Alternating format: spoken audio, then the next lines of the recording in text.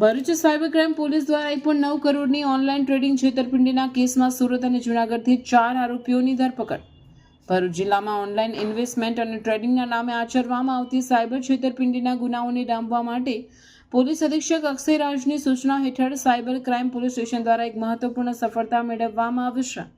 આ ગુનાની વિગત મુજબ ફરિયાદીને સોશિયલ મીડિયા પ્લેટફોર્મ થ્રેડ્સ અને ટેલિગ્રામ પર ગુરનીત રંધાવા નામની પ્રોફાઇલ ધરાવતી અજાણી વ્યક્તિ દ્વારા સંપર્ક કરવામાં આવ્યો હતો અને લોટી 2 નામના પ્લેટફોર્મ પર ઓનલાઈન સ્ટોર ખોલાવી જીવન જરૂરિયાતની વસ્તુઓના વેચાણ દ્વારા વધુ નફાની લાલચ આપવામાં આવી હતી.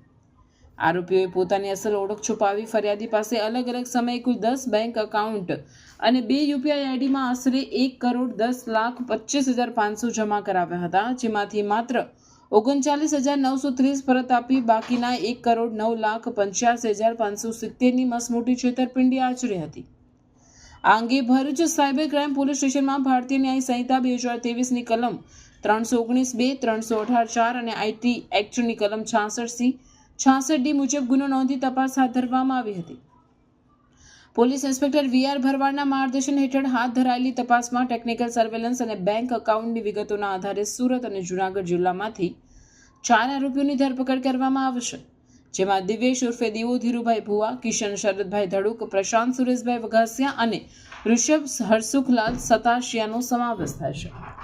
આરોપીઓ પાસેથી 4 mobile phone, 6 ATM card, PAN card અને ક્રેડિટ કાર્ડ જેવો મુદ્દામાલ જપ્ત કરવામાં આવ્યો છે. તપાસ દરમિયાન એવું પણ બહાર આવ્યું છે કે આરોપીઓ દ્વારા સંચાલિત સુરતની ઇન્ડસઇન્ડ બેંક ખાતામાં 2.16 કરોડથી વધુ અને વાપીની ઇન્ડસઇન્ડ બેંક ખાતામાં 2.40 કરોડથી વધુના નાણાકીય વ્યવહારો માત્ર થોડા મહિનાના ગાળામાં કરવામાં આવ્યા હતા.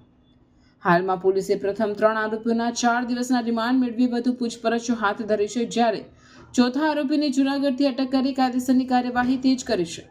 ભરૂચ પોલીસે નાગરિકોને અપીલ કરી છે કે કોઈ પણ સાયબર છેતરપિંડીના કિસ્સામાં તુરંત હેલ્પલાઇન નંબર 1930 પર સંપર્ક કરવો.